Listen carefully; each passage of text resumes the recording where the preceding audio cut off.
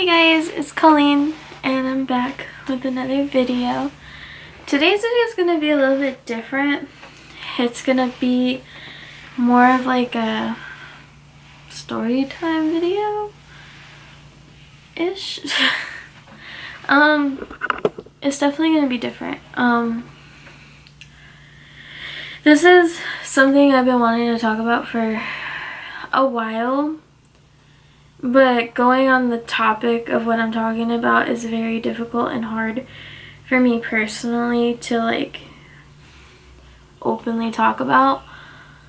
So I apologize in advance if like I start crying or whatever the case may be.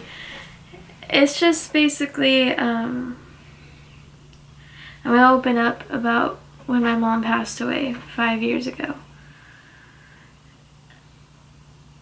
So I'm just going to start out by firstly talking about how she passed away, because this is the hardest part for me to talk about, was how she passed away, and it was very suddenly. And the reason I'm talking about this is just for the simple fact that I know that there's a lot of people who have lost their parents. It's very hard to lose a parent, no matter how old you are. It's hard losing the person who raised you. And the one person, I mean, like, your mom is like the one person who will love you regardless of who you are, what you decide to do in life, who you decide to be in life. Like, they will love you regardless, no matter what you decide to do.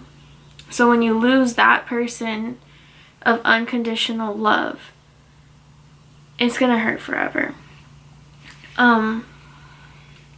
Same goes for dads too, but you know what I mean.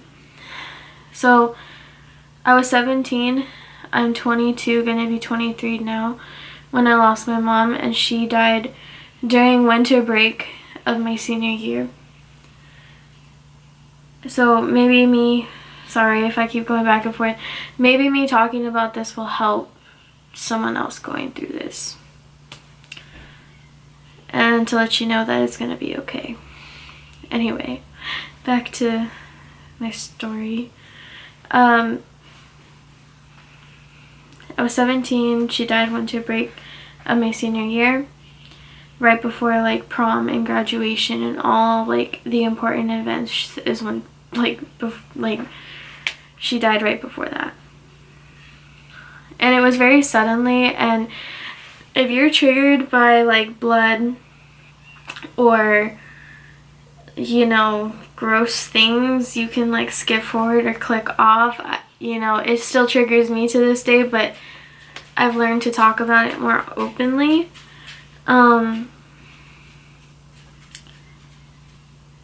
So the way she passed away was, it was the day right after Christmas, and like at 1 something in the morning, and me and my best friend, we were up watching the One Direction movie that we had just got for Christmas, and we were dancing, we were having fun, we were singing like to all the songs, and like it was amazing because this is during the time when we were like starting to like really like One Direction. And I had taken a break to go to the restroom, but my grandpa was in the restroom. And so I stepped forward a little bit, you know, down the hallway, and I see my mom leaned over on the bed and she's throwing up. But instead of regular throw up, she is throwing up blood. And I freak out and I'm like, Mom, what the fuck? Like, are you okay? And she couldn't speak and she just kept looking at me. And the one thing that I don't think I can ever forget is her looking at me, and her eyes were like a green color, but her eyes during that moment were very, very dark. And I knew something was wrong. She looked at me scared, and all she could like mouth out to me was help me. And you know, I got scared. I got really anxious because I like what the fuck are you supposed to do? I don't know anything about, like, you know, at 17 I didn't know anything. And so I bang on the bathroom door for my grandpa, and I tell him, like, hey, like, hurry up, get out, please. Mom needs help, mom needs help. And during this time, my grandma was in a rehab center, so she wasn't there to help. And my best friend was just like, what's going on? And I told her, and so I quickly grabbed the house phone and I dialed 911 and I called them. And I'm very shaken up because I can't even process what the hell is going on. Sorry, I need to collect it. My grandpa runs out of the bathroom and I point to her room, and he goes in there and he said, oh my God, not again. And what he means by not again is that a month ago she had thrown up blood before, but never, like, not to the extent of what this time was. And so he tries helping her and she just keeps doing it. She doesn't stop. Like, there was no stopping it. And my best friend was in the room with my grandpa helping him out while I couldn't even bear to watch it because I could hear what was going on. So I'm on the phone with 911 and I'm trying to tell them everything that's going on, but I wasn't in the room to help them. So I was just like, just please come, just please come. Like, I'm crying and I'm shaking, like, super hard. I don't think I've ever been so shaken up before in my life. And eventually, like, they come, like, super late. And I'm like, dude, the fire department's right down the street, and they came, like, super late. Well, it felt like forever to me. And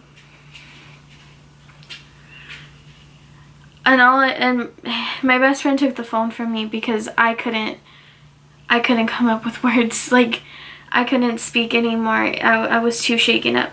So she took the phone from me because she was in there helping my grandpa with my mom, and I just hear them yelling at my mom to stay awake, to stay with them, to do everything, and they're just screaming at her to wake up.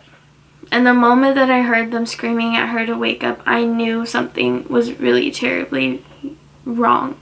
So I went into my room and I grabbed my phone and I called my dad. The first person, you know, who I thought of was to call my dad.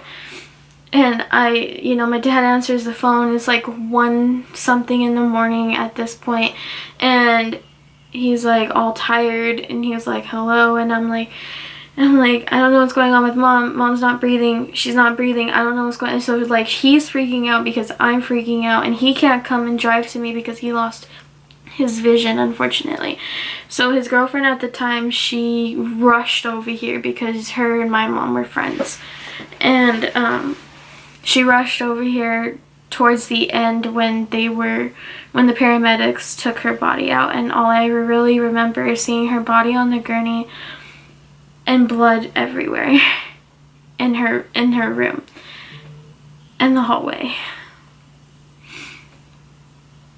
There was blood on my grandpa's beard from him helping her do CPR. I walked into the room a few minutes after, and it looked like a fucking crime scene, dude. Like, the amount of blood that was in there, it was like weird. It wasn't like just straight up like flowy blood. It was coagulated blood, like balled up blood that was coming out of her. Do the video? I'm sorry. I love you. I love you too. You guys want to go outside? More water, please. More water. Anyway, but quickly, my dad's girlfriend at the time, she grabbed me and took me out of the room and said I shouldn't be seeing that, which is true because it scarred me for life. The smell of all that blood was so intensely filled with, what's that? It smelled like a penny, but like like a bunch of pennies all at once, if that makes sense. She took me to my dad's house, and I remember she took me and my best friend to my dad's house. My grandpa somehow kept his cool and followed the ambulance to the hospital. And my best friend went into the bedroom with my stepsister at the time, and I was in the living room in their bed because they slept in the living room, and I just was crying, and I just remember praying to God, like, please let my mom be okay. But I knew in my heart that she wasn't okay. But I just kept praying and praying and hoping that she was okay. I remember finally being able to like catch my breath.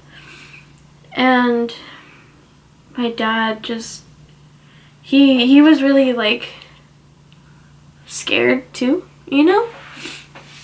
But he was trying to be strong for me. Okay. And he gets a call from my grandpa. And I guess my grandpa had called my aunt during, like, when he was at the hospital telling her what had happened. And so they rushed over to the hospital. My grandpa calls me, or calls my dad and tells him that she didn't make it. And the time that she died.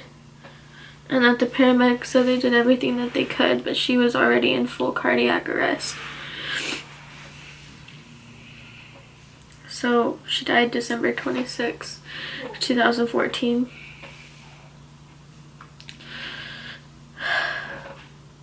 It's hard for me to talk about, just for the simple fact, like, not only was she my mom, but I took care of her because she was sick. I don't know what the fuck caused the throwing up of blood and the way she died. We still don't know. Even the autopsy came back as inconclusive, and it's bullshit.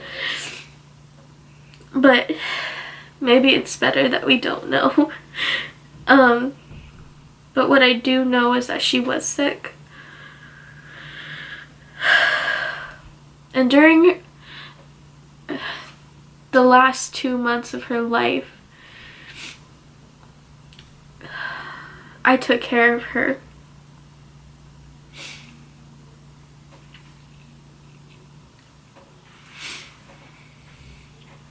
I took care of her. I showered her. I gave her her medicine. She had an IV at home. And the doctor only showed me one time how to do the IVs, and that was it. So I had to make sure I really didn't fuck that up. It was every morning and every night that I had to give her these IVs.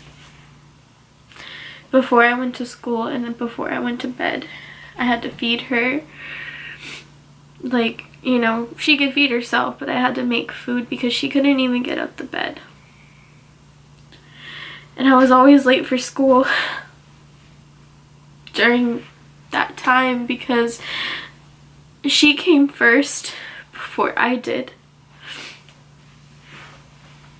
And my teacher who I had in the morning, he was like, why are you always late? Because, you know, like when you're late so many times, you know, you kind of have to ask. And I didn't open up to him completely, but I just told him my mom's sick and I need to take care of her.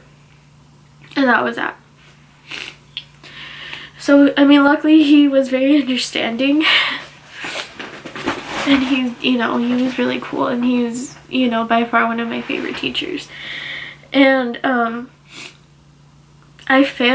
almost failed that class, but towards the end I knew I had to pass it because I knew I had to graduate from my mom.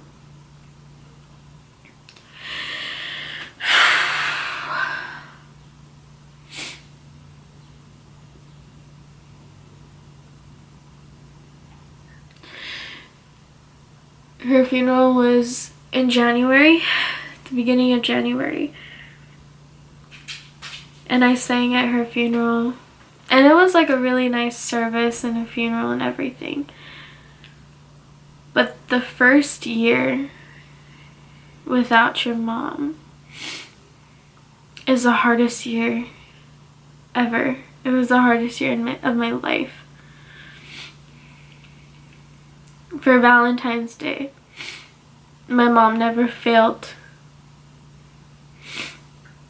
to give me a Valentine's Day card.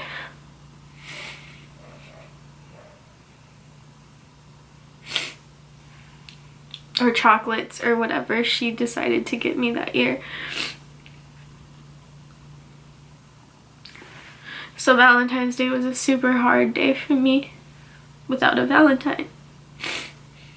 Because my mom and me, we were always each other's Valentines, no matter if we were in a relationship or not. I am so sorry. Mother's Day was hard. My birthday was the hardest. I think I cried more than I was happy on my birthday. Even though everyone around me during that time tried to make it special and I appreciated it so much, my mom always went the extra mile to make sure my birthday was something special. And all the birthdays after that are never the same. I sometimes don't even want it to be my birthday half the time, because no one can make it as special as she did. And it's been 5 years and I still feel the same way. I've gotten better with dealing with her death and accepting the fact that she's gone. No matter how much it hurts, it's something I had to do to make myself at least have a life of my own. Shortly after, I think 14, 15, 16, 4 years later, after my mom had passed, or no, 3 years later after my mom passed away, my grandma had passed away as well. Now my grandma, I kind of knew it was coming. She was sick and she was just not good. She was dying. I knew she was dying. But man, it hit hard when she did.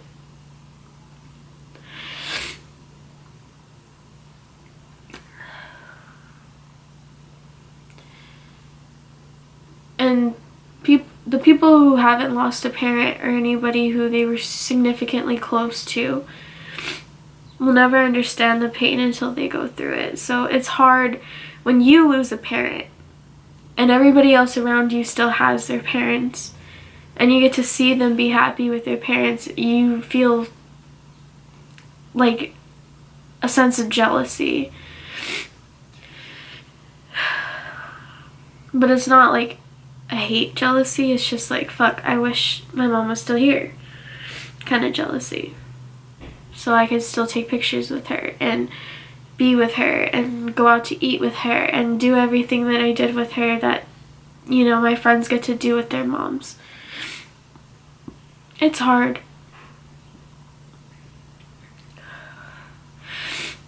But it's never impossible to still be strong.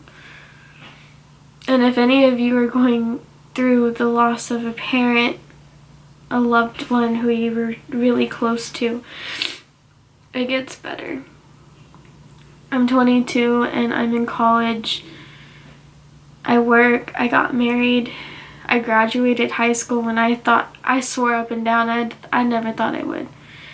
You know, losing your mom is a big hit no matter how old you are, but in high school it hits even harder because you're a teenager, you're already going through so many emotions, and to lose someone who you were super close to as a teenager, someone who's supposed to guide you throughout your whole life, and then having no one to guide you after that is very hard. I mean, I had people to guide me, but for the rest of my life, no. I've always had to be the one to make my own decisions and hoping that I'm choosing the right ones, because I don't have my mom to be like, hey mom, should I do this? Like, what should I do? I don't get to have that. But I feel like I made the right decision so far. I mean, when I got married, and I feel like this is going to be another thing to talk about if you've lost your mom but you haven't got married yet. It's scary because the one person who should be there to like help you get dressed and to like be there for you on your wedding day isn't there. And it's hard as hell to try not to think about it. When I got married to my husband, looking out at the crowd and not seeing my mom broke my heart. Not seeing my grandma broke my heart. But seeing everybody else who was there filled it up. It wasn't until the end of the night of my marriage, or my wedding day, that I actually cried. Because the person you always expected to be there wasn't there. But it's not a bad thing. Getting married is such a beautiful thing, and even though they're not there in person, they're definitely there in spirit, you know? I felt my mom next to me the entire time of my wedding day. My grandma, I don't know. I didn't really have that much of a good connection with her than my mom, but my mom for sure was there on my wedding day.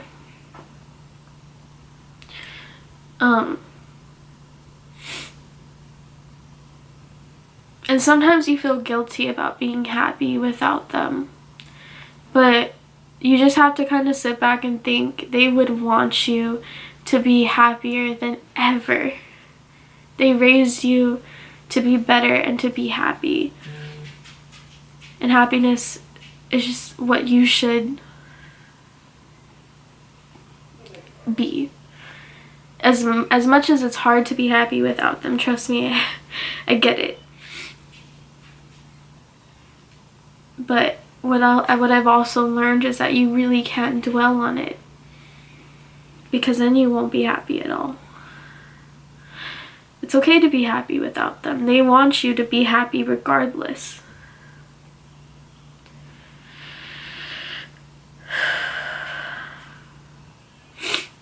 And if you're going through this, I am so sorry for your loss. And my love for you goes out for you. And if you really ever need anybody to talk to, just reach out to me. Like Twitter, Instagram, TikTok, Facebook, any social media platform. I have it.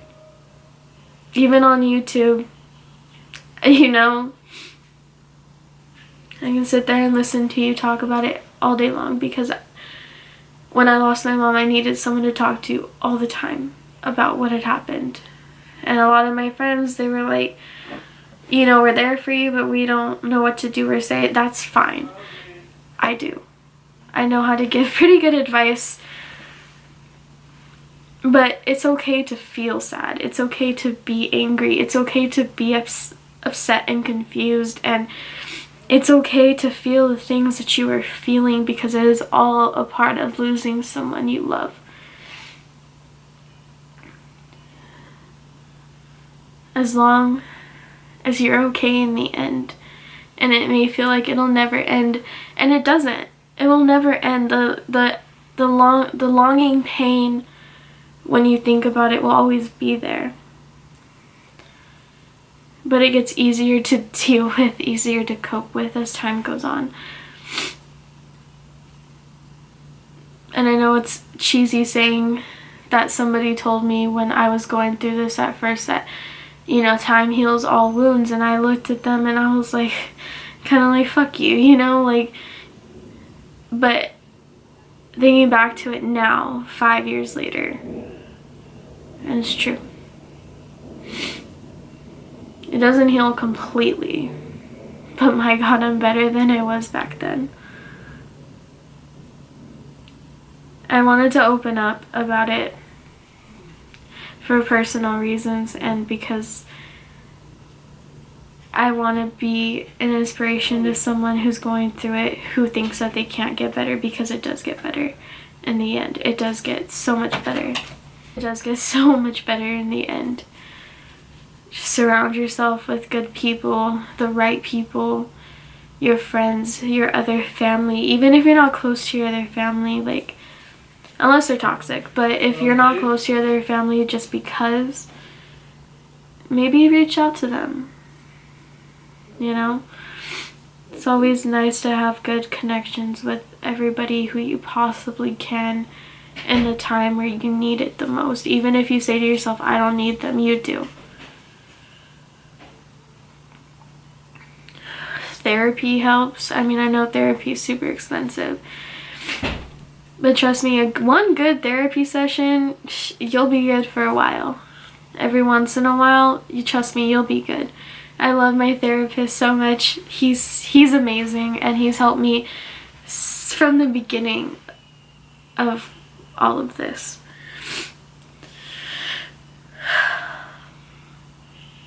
And I also wanted to open up to everybody who's ever wanted to know what happened to my mom that I haven't talked to about.